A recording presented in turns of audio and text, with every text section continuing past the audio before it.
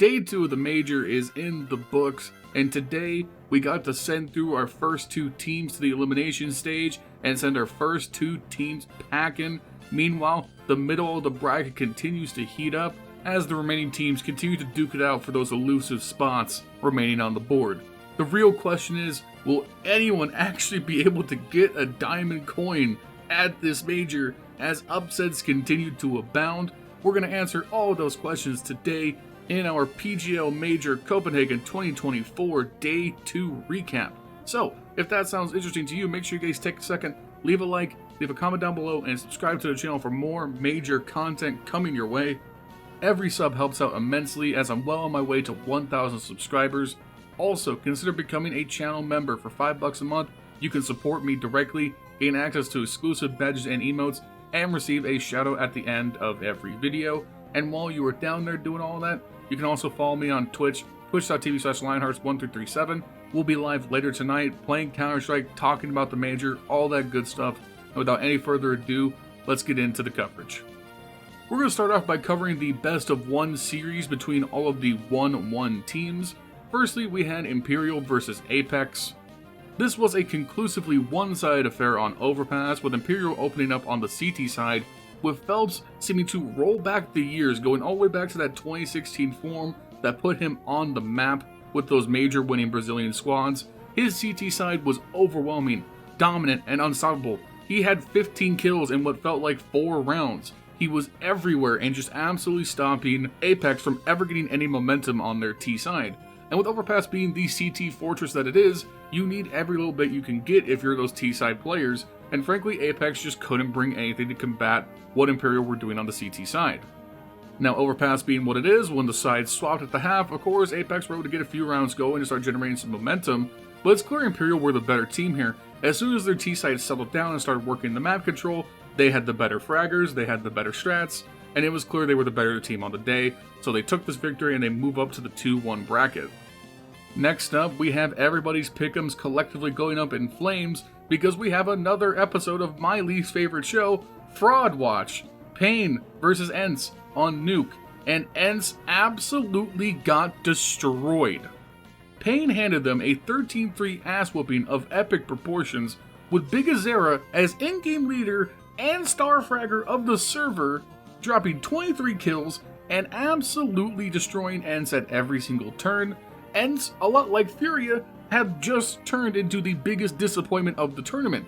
I thought after that close game with Imperial on day 1 that Ence were going to be able to lock it in and win through the lower brackets and be just fine, but now they fall into the elimination stage. They go down to 1-2 and they don't look good. This team looked great in the RMRs, but so far have massively disappointed, and god damn it, my pickups may be in the toilet because of them, so thank you for that. Also, I second what Pimp said on Twitter. Get Big Azera out of this team. Get him onto a Brazilian team with talent, please. This man is a star. Speaking of opening cans of Pass, we have GamerLegion versus Legacy on Vertigo, where GamerLegion just ran them over. And this is exactly what I would have expected. The moment that coldzera and this lineup have to come against a team with a competent opper and a good in-game leader, they fall apart. This Legacy team is not good. They should have been in the 0-3 teams going out if Furia weren't an even bigger disappointment. We'll get to that in a minute. GamerLegion continue to impress. They move to the 2-1 upper bracket. I believe GamerLegion will qualify to the elimination stage. They continue to look good. Moving on to our last best of 1, we had Ecstatic versus Lynn Vision on Overpass, and these teams were very evenly matched. In fact, if you were just to look at the box score, Lynn Vision out-fragged Ecstatic man for man in my opinion. I think they had the better star power. But when it came down to the strat book, Ecstatic just ran a more sound game. I mean, the reality is it doesn't matter how good your kills are. If you lose 9 rounds consecutively on your CT side of Overpass, you have something fundamentally wrong. That's just too big of a deficit on such a CT-sided map. So once the sides swapped, even though this was 13-8, it really wasn't particularly close because all Ecstatic had to do was get some control, and then the CT side would rear its head and they'd be able to close it out, which is exactly what happened. Ecstatic advanced to the 2-1. I think Ecstatic are set to make it to the elimination stage. They look very good. And Lynn Vision honestly have impressed me. I thought they'd be one of the teams that would kind of go out quietly, but they put up a fight in most of their series, so congrats to them. And with those games done, and we'll cover this more at the end of the video, that concludes all of the best of 1 section of this opening stage. All the remaining games will be best of 3 series, and the rest of the games today were the first set of those best of 3 series, so let's get into those now. In our first upper bracket matchup to send our first team to the elimination stage, we had Heroic versus Eternal Fire. We started out with the first map on Vertigo, and this was a very fun match to watch. I would go back and watch the series as it was quite entertaining as a whole, and both teams really delivered at various points throughout the series. It really was a nail-biter right down to the end. But the through-line story of Vertigo and the series as a whole was both teams seemed to just run off one streak after another. There were very long win streaks on both sides throughout both games, and there was never really any exchange of rounds or trades back and forth. It would seem that one team would get control and then just run off 7, 9 rounds, and then the other team would get control and run off 7 or 9 rounds right back. We opened up with things being very odd. On the pistol round and the round after, Eternal Fire got both of their wins by getting defuses in the smokes while Heroic players were still alive. A very lucky turn of events that you'd think would break the backs of Heroic early.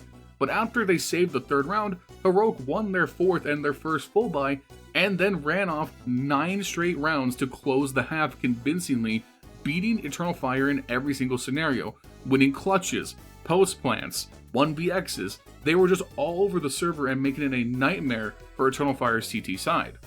And the big through line was the heavy hitters just trading big round after big round. Nerds and Tessas for Heroic both had 25 each, and on the other side, Xantaras and Bocadia both had 26 each. They would just trade huge multi-kill rounds back and forth. Tessa's aim was looking incredible, and then Xantaras was just as electric. Really, the only disappointment of this first map was Woxic going absolutely missing on the op, and this is what I was worried about with Eternal Fire going into this tournament. If Woxic is inconsistent, this team can't succeed. He's too valuable on the op to be missing out like this and playing this poorly in the first game. But again, it's all about streaks. Like I said, Eternal Fire opened up their T-half by running their own streak of 9 straight rounds off. Unfortunately, once Heroic got a hold of things and they won their first round late in the half, they won the next 2 and it was game over. They just couldn't win the clutches when it mattered, Eternal Fire, and it led to them going down 0-1 in this best of 3, and then we headed to Mirage. And again, on Mirage, the story here is how streaky this game was. Eternal Fire on the CT side opened up with 7 straight rounds, 4 defuses, and they looked like they were going to shut Heroic out of this game entirely. But Heroic pulled it together, they run off a streak of 5 themselves to end the half, and then this is where Heroic really showed that they were just a better team today. Because instead of conceding another streak, Heroic won every single round on their CT half to win the game 13-7 and advance 3-0 into the elimination stage, knocking down Eternal Fire 2-0 in the series. Eternal Fire still look good to qualify as they have 3 more chances to do it, but Woxic needs to step it up. He was missing in this game again, and it really hurt them. Moving on to our first lower bracket elimination game, we had Mongolz versus Amkal. Despite this being a 3-map affair, I would say this is by far the least interesting series of the day, as Mongolz felt firmly in control at every point, and even when they went down on the second map, it didn't feel like they were pressed about it at all. They were the better team on the day, and the scoreline shows it. If you go to the overall stats for this series, Amkal end a 3-map series with not a single player going positive for the whole series. Meanwhile, the 3 big fraggers for Mongolz, Blitz, Mazzino, and 910, they showed up, they were positive, and they were huge in individual games. There's not that much to say about the first map, Nuke. It was 13-2 Mongolz. They started off and just absolutely ran away with the game on the CT side, and Amkal never really were in it at all. Just a timid and tepid T-side performance from Amkal, and the fragging from the Mongolz was there, so we move on to the second map. And on Mirage, this was the only point in this series that Amkal looked like they had any life in them. They did really good, they dominated 9-3 on the CT side, and despite dropping the first 4 rounds when they swapped to T, they managed to squeak out an MVP round, they lost the next, and then won the next 3 very convincingly to keep themselves alive in the tournament and push it to a map 3. Travis and Forrester had an absolutely amazing game between the 2 of them, and honestly, Mongolz were in it, they just couldn't quite get the rounds they needed. 910 had a great map, but it was very quiet from Mazzino, and I think that made the difference for them. So we go to the decider on Inferno, and this is the sloppiest game of the series. This is back and forth the entire time. No one had a longer streak of rounds than 3 consecutive wins, and I felt like each team were just trading win, the save round, and the round after between each other. They were just kind of playing off the economic advantage and just going back and forth the entire time. But honestly, on the T side, the Mongolz just had much better strategies than what Amkal could handle. Their map control was decisive and overwhelming, and it was clear Amkal couldn't keep up, especially in the fragging department. which is why Mongolz were able to take it 13-10. They move on to the 1-2. It's still dire for them, depending on matchup, but they still have time to make it to the elimination stage. And then the highlight series of the day, one you should definitely go back and watch if you didn't catch it live. We had Cloud9 versus Saw to see who was going to be advancing to the elimination stage 3-0. And both of these teams have been the best teams in the opening stage, the best teams in the tournament by far, and the two teams I actually expected to both be advancing 3-0. Unfortunately, my pickups lost the luck of the draw and they had to play each other, but that's neither here nor there. We open up with possibly the best single map of the tournament so far on Nuke, and man, what an incredible game this was. It was back and forth until the very end, going to double overtime, and Saw looked incredible to open up this game, despite Cloud9 having a great early success on their CT side. And frankly, this game was a grinder. Every single player in the server showed up when they needed to. All the stars were on fire. Hobbit on the CT side looked unstoppable, opening up the game with 15 frags in what felt like only 6 rounds as soon as Cloud9 started winning. He would go quiet for most of the second half, but he would show up in a big way in overtime. Perfecto was just winning clutch after clutch, and Electronic was just a nightmare on the lurk, both CT and T for Saw. But then you go to the other side.